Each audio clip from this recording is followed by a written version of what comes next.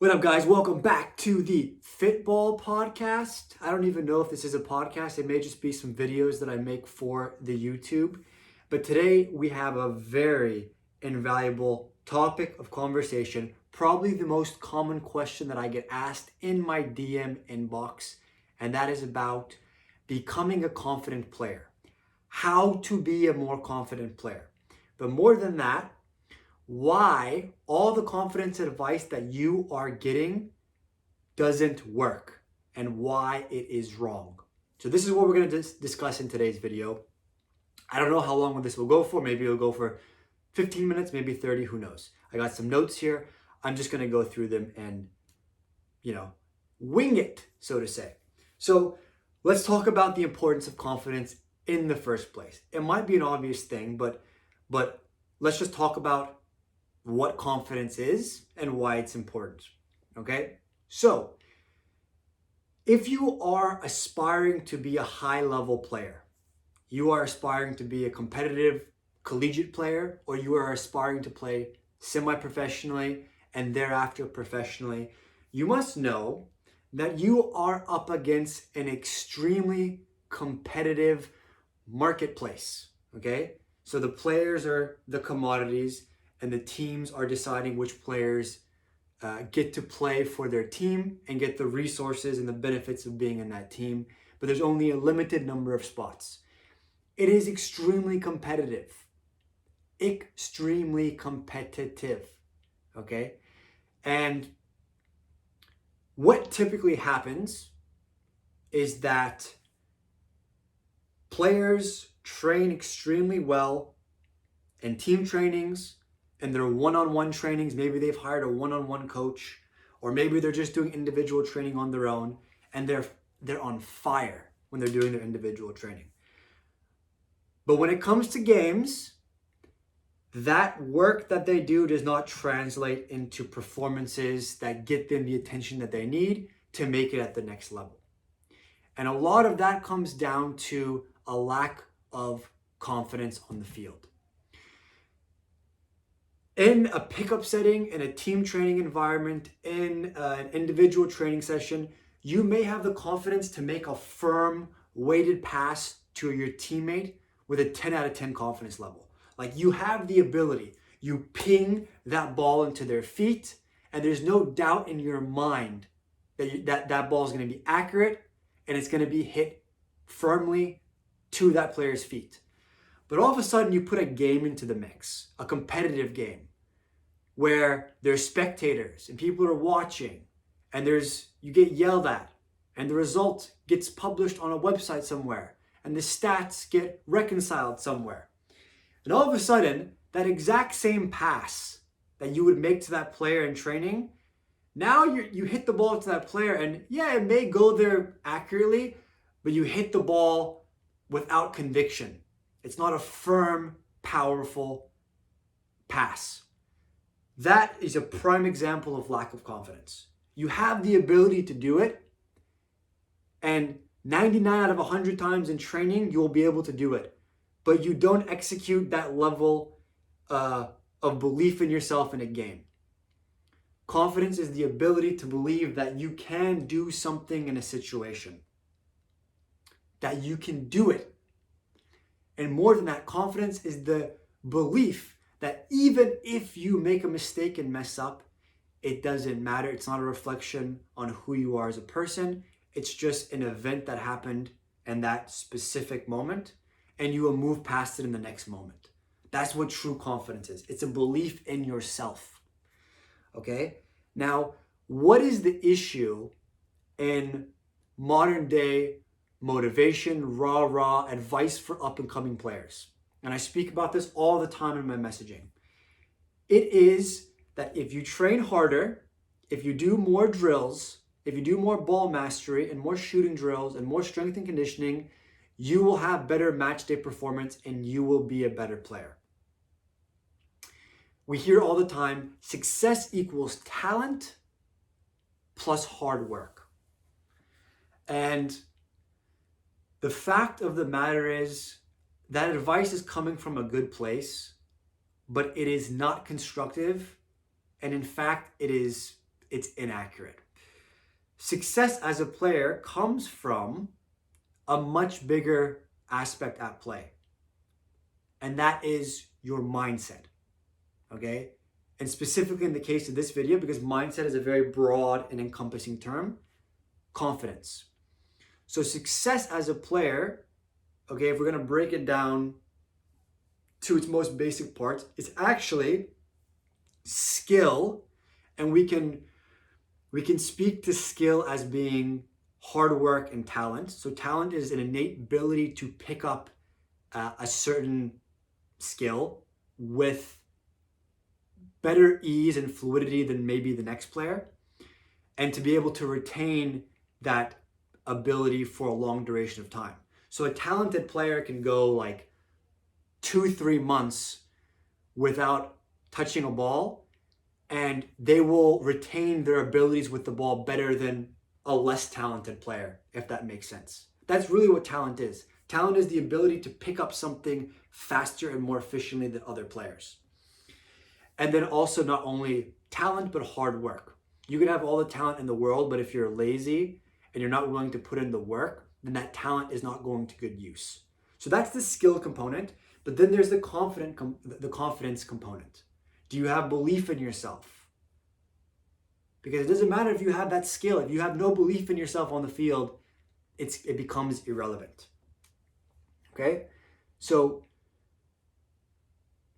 what do we hear typically when it comes to working on your confidence as a player? Because I'm not bringing something new to your attention. There are thousands of coaches out there that are expressing to you the importance of confidence. And they're going to go further than that and tell you, here's what you need to do to work on your confidence. I have heard so much advice with respect to confidence. I've enrolled in dozens and dozens of programs. I've watched so many YouTube videos. I have followed so many accounts on Instagram. And I compiled a very short list of what these people recommend you do to become a more confident player. So they'll say things like, walk with confidence, change your body language, walk with your shoulders back and your chest out and take up space. Essentially fake it till you make it type of thing. They'll say things like, listen, you're nervous before a game and you're lacking confidence. Listen to a song that pumps you up. Trigger those wavelength and airways that get your brain waves fluctuating and pumping and making you feel confident. They'll tell you things like, say positive affirmations to yourself. I am the best player on the team. I am a confident leader on the field. These sort of things. Watch a motivational YouTube video. Watch the come up story of Kante or Vardy and Ronaldo and get all pumped up and get in the game and exert everything. Or, just be confident. Hey, just be confident. The fact of the matter is, again, there's good intention behind each of these pieces of advice, but they come up short in a massive way. This is not how the brain works.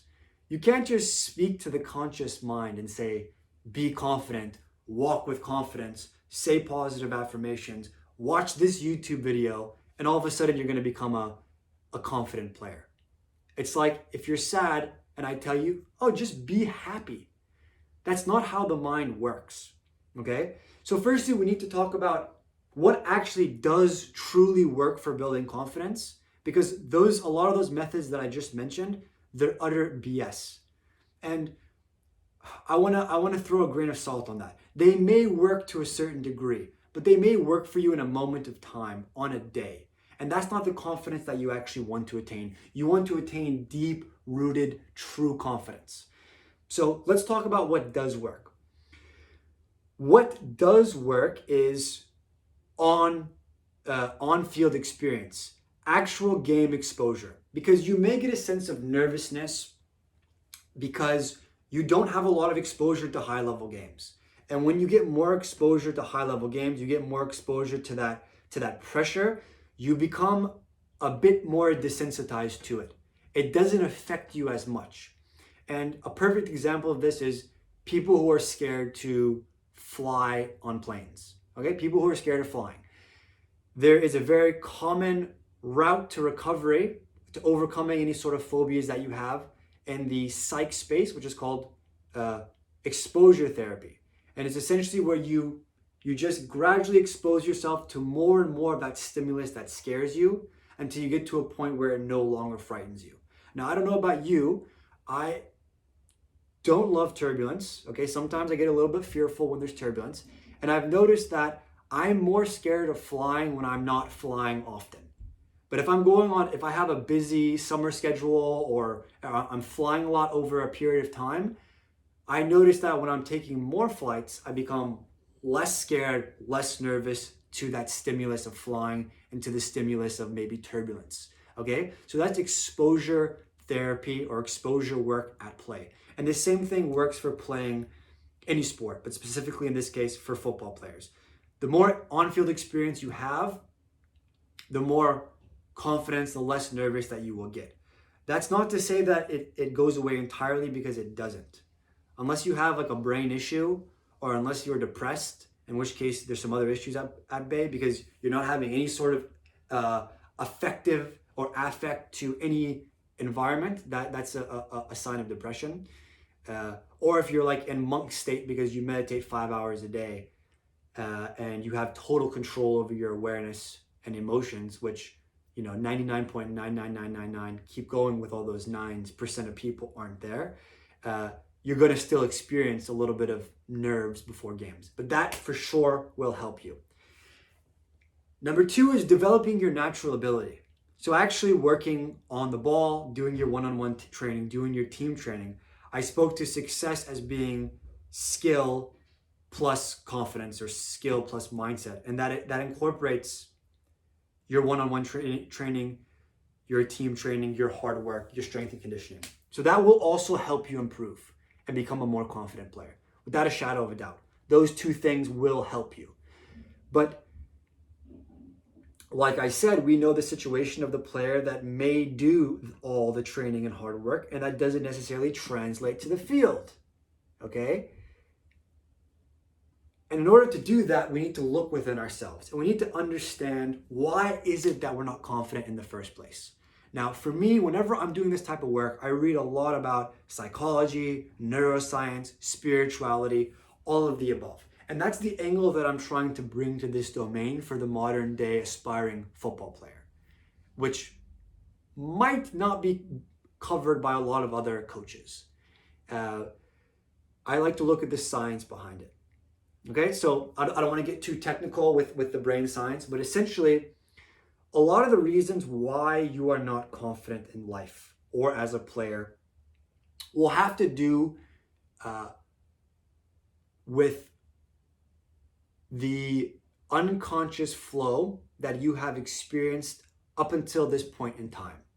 So, what is unconscious flow? Well, before I talk about that, we have to discuss the brain a little bit, okay?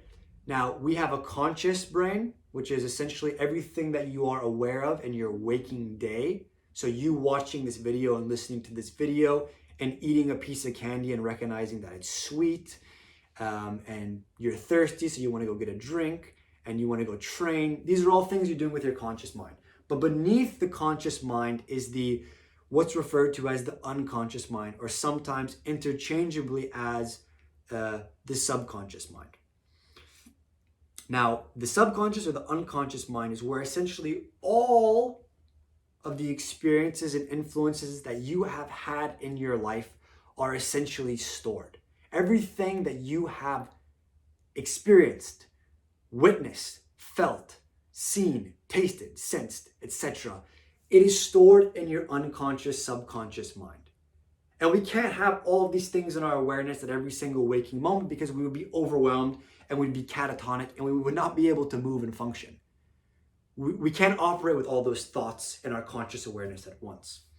But essentially, you have absorbed all of these influences and experiences, okay? And from those influences and experiences, you have developed belief systems.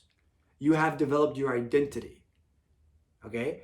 And what has happened through your life is if you're not naturally confident on the field, you have had potentially your parents or a coach or teammates or opponents, or it might not even have to do with soccer. Maybe it's one of your teachers has done something, said something, you've witnessed something that has affected your worldview to make you believe that you don't have the ability to do this thing positively. Okay? Maybe you got reprimanded by a teacher for spilling the glue.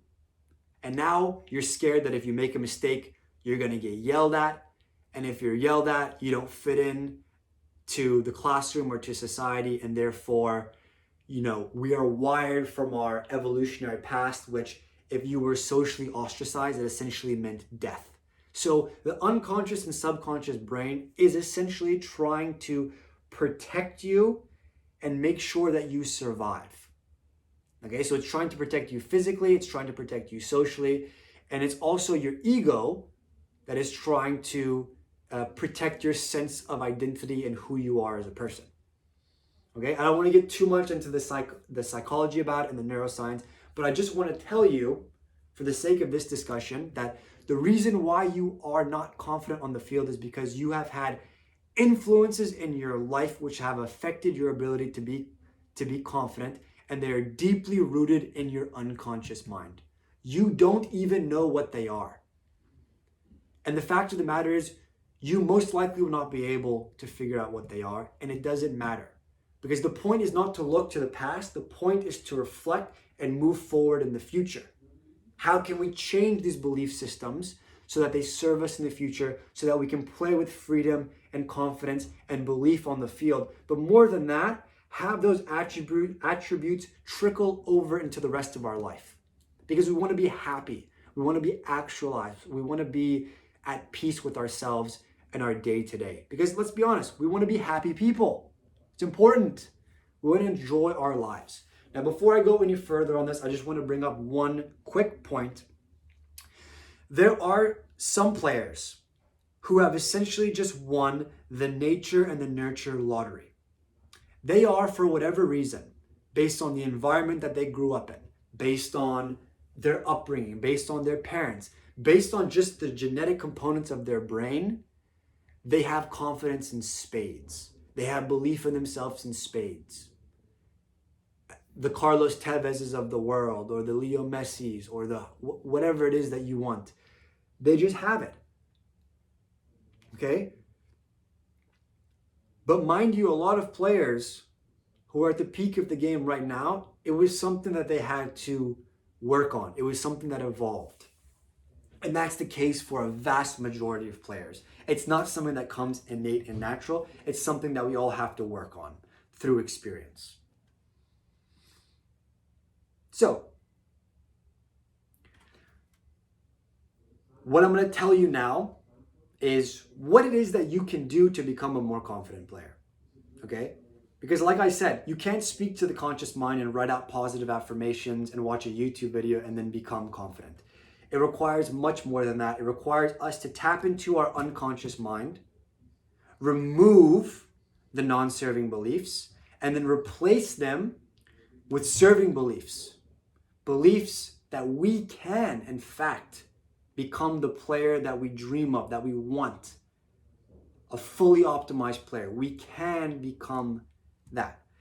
And the way you do it is you have to train your mind daily to become this. Because essentially, the unconscious mind works off of habits.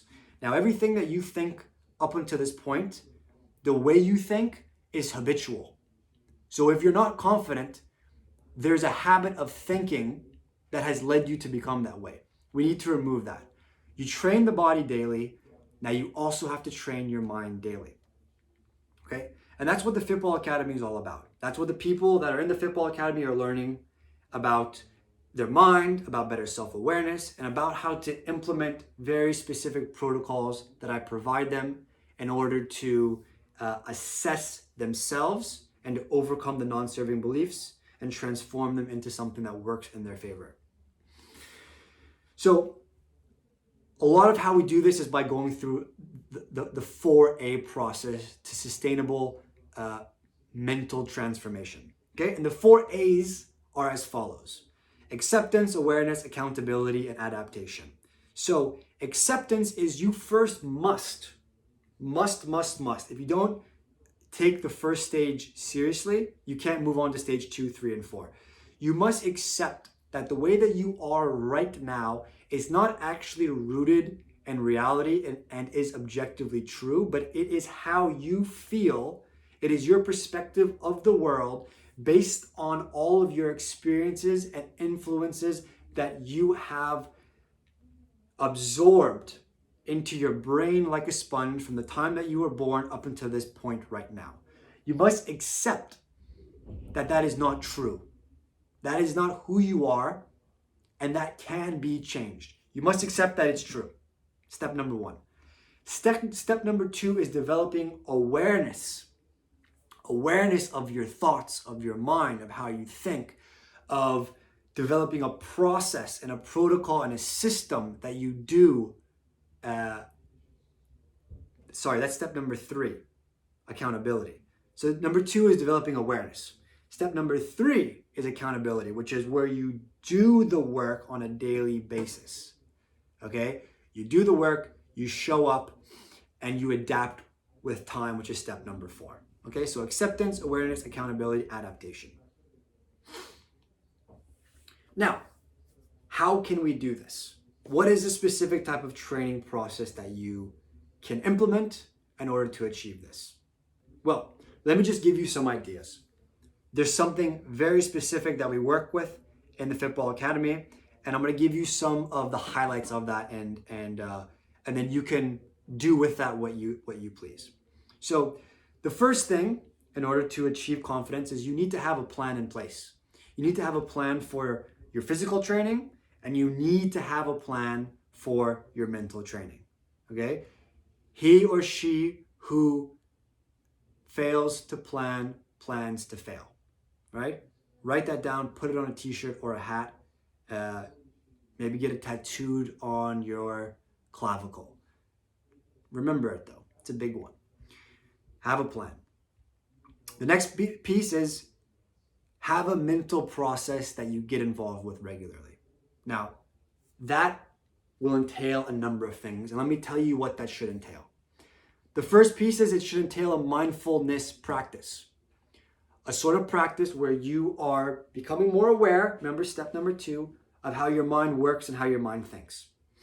Doing that diligently, intentionally, daily.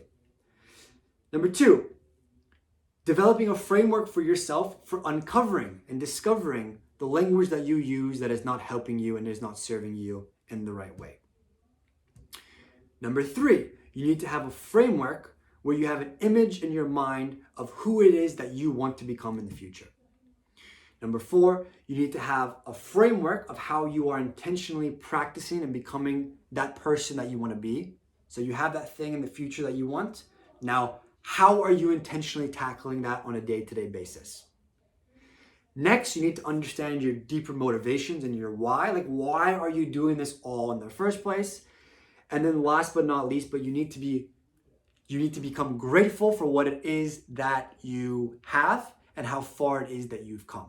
So if you implement all of these different pillars into a framework that you practice consistently, intentionally, diligently, and daily, over time, you will rewrite that non-serving, non-productive belief systems that you have, and you will supplant and replace them with something far better, far superior, that will help you to become the confident player that has been so elusive and that you have so long been dreaming of. That's it. None of this speak to the conscious mind BS works. It's a total waste of time.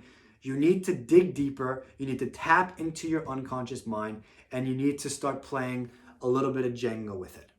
Okay? And that's it. Plain and simple, guys. That's the message for today. Hope you enjoyed it. Subscribe to the channel. I don't know. This is low production. I don't know if I'm going to ever make these videos top notch. I hope so. Where I'm going to have like a little buttons that pop up, and I'm going to have text on the screen. But for right now, it's just me in front of a camera speaking my mind to you, and I hope you get a lot of value out of this. All right, so that's it for today. Thank you for joining. Get involved.